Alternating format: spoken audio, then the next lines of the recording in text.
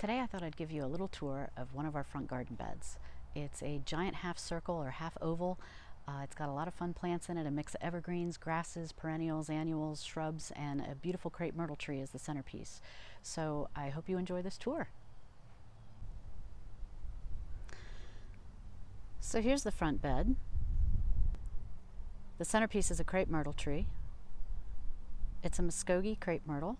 It has beautiful lavender flowers. Our apron by the street, by the way, is all spreading juniper. I will cover that on another day, but it's a lot nicer than just having grass in the apron.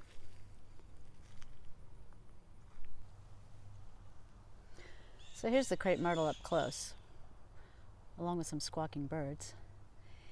This is a really pretty tree. During the tropical storm we had in the summer, which I've mentioned about in a couple other videos, we did lose a lot of the blooms. They just kind of blew right off.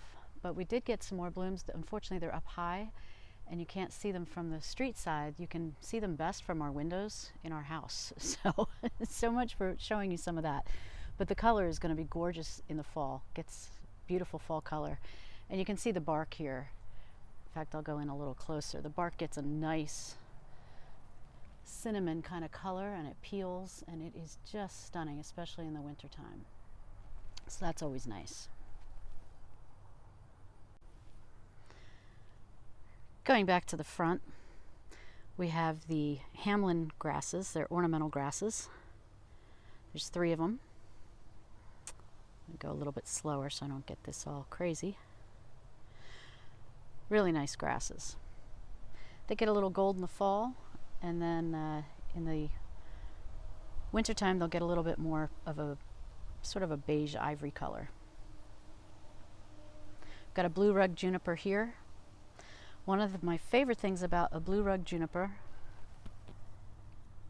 are these gorgeous pale blue berries. Those are just stunning. Here's some bluer ones up here. Look at those. They almost look like blueberries. Aren't they beautiful?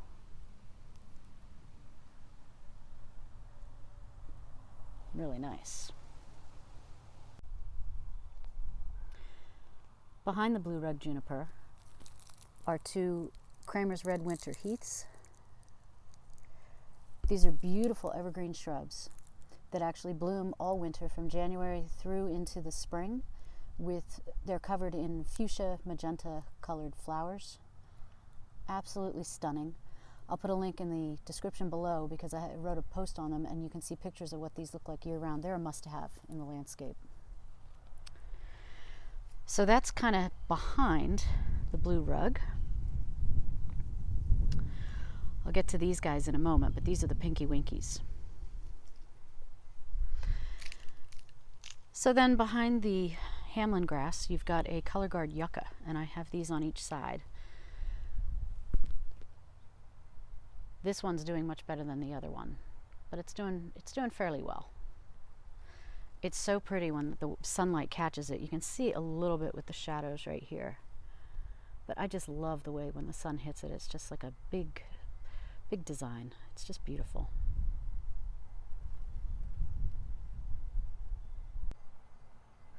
To the left of the color guard yucca, and right next to one of the Hamlin grasses, are geranium roseannes. I've got 2 of them here. In early October, they still have a few flowers on, as you can see. I did trim them back a couple of weeks ago. These plants will take on a little bit of a reddish hue as the fall goes on. In the height of the summer, they stretched and wove their way all the way into this knockout rose bush, and it looked so pretty to have 2 different color blooms intertwined like that. Really pretty. And of course, on the other side, we've got 2 more of the geranium roseannes, as well as a little spotlight there behind the knockout rose bush. We have another color guard yucca. This one isn't doing as well. However, if you see this stick sticking up in it, that was a stalk. It had the most beautiful blooms that popped out of the center of it this year. So it isn't doing as well as the other one, but this one blooms and the other one doesn't. Go figure. And then right in front of that, we have a Thuja occidentalis, otherwise known as pancake arborvitae. And you can see, as I go down here, how flat it is. But it's an adorable evergreen. It'll slowly spread. Has a nice weed next to it that I look forward to pulling. Just keeping it real here.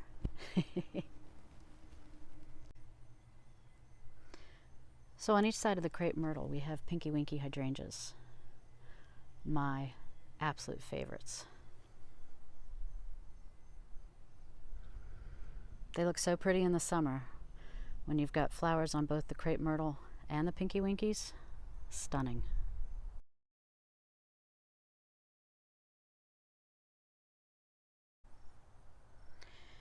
So if you saw my post about the storm damage that we had this year, one of the things that really got hit hard were my beloved pinky winky hydrangeas, of which these are. Usually this time of year, they are a stunning rose color. In fact, you can see a few of the rose color blooms here.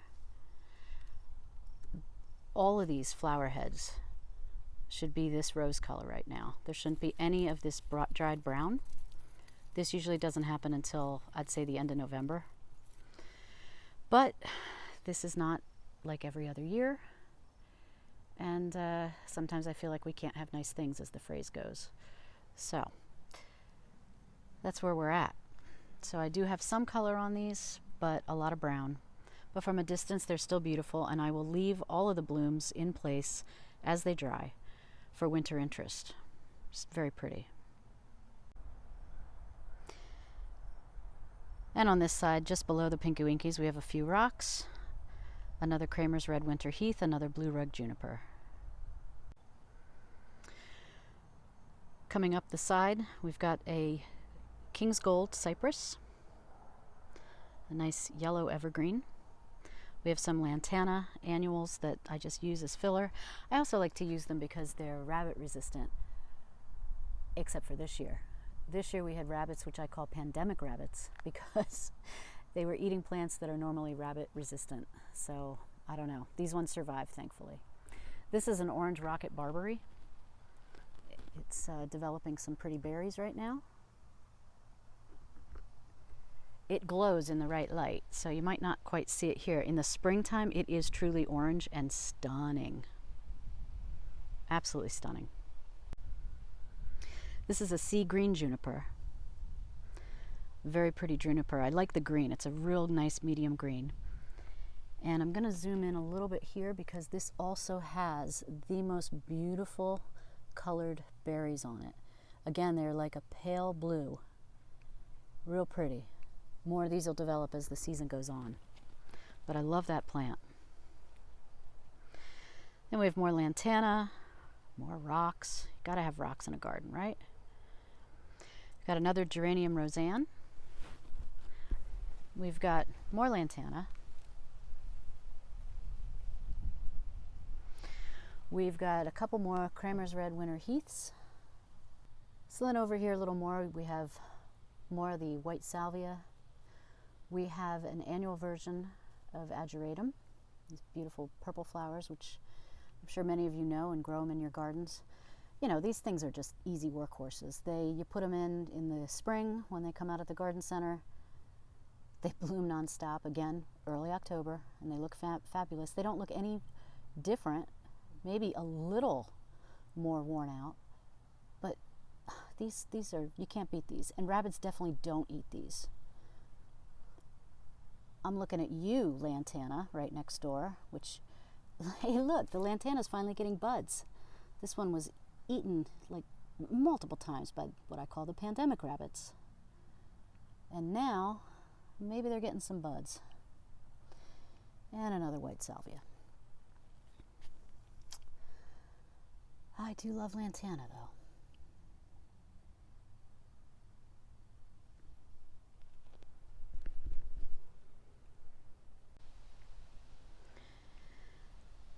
So in front of the crepe myrtle tree,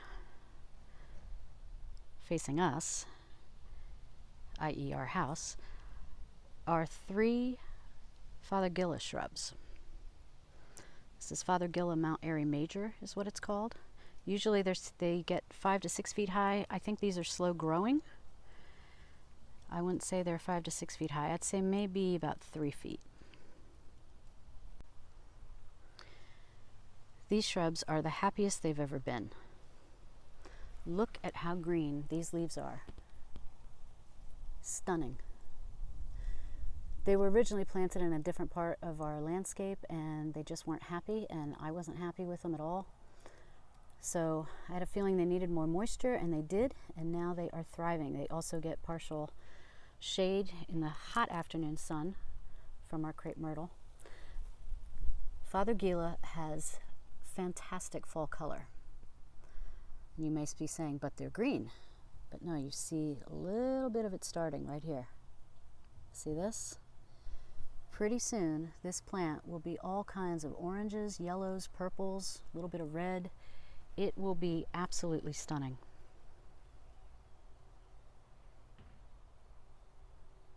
Just beautiful. Here's another sea green juniper, another orange rocket barberry. Berries are nicer on this one. This one gets more sun. So pretty. Hey, look, a marigold. One of 2 marigolds out of the 20 I planted that the rabbits didn't eat. By the way, rabbits don't like marigolds. They do. They ate mine. Pandemic rabbits. King's Gold cypress. And another Pinky Winky hydrangea. These Pinky Winky hydrangeas are just, oh, I love them so much. You don't know how upset I was to see this. I mean, this is not normal. And I hope it's not the new normal. It really got fried in that storm. But you know what? Even with the dried blossoms, it looks pretty. And from a distance, because you've got some of the pink showing up, it still has a nice color to it. So I hope you enjoyed the garden tour. I really enjoyed showing you all the different plants that I have. The other thing I wanted to point out is that I kind of think symmetry is a little overrated. You'll notice that I've got 2 sea junipers, and I have 2 orange rocket barberries. I've got 2 color guard yuccas. But in each case, I have to deal with one more than the other. With the barberries and the junipers, for example, I can prune those. And I can prune those and make them look pretty similar.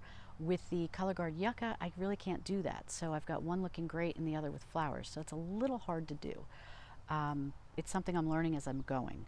The other thing that I'm trying to do is realize that the garden changes and it's not always going to be the same. For example, when we started out, we had more knockout roses in this bed.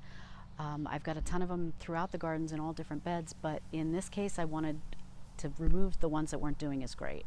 I replaced them in this case with the Fothergilla that I showed you, which is doing much better. It handles more moisture, which the roses didn't seem to like as much. Another example is we had Russian sage in this bed, which I love Russian sage, but it was a little too wet and it wasn't really the best plant to have in this bed. And that's also part of just learning as a gardener is, you know, there's things we want to plant and then there's things that our gardens will be able to handle. And it's just a fine line of learning. There are no garden mistakes, and you know, we're all learning as we're going. Again, gardening is supposed to be therapeutic, right? We do this because we love to garden, we love to relax, and it's pretty to look at, isn't it? So until next time, thanks so much for watching.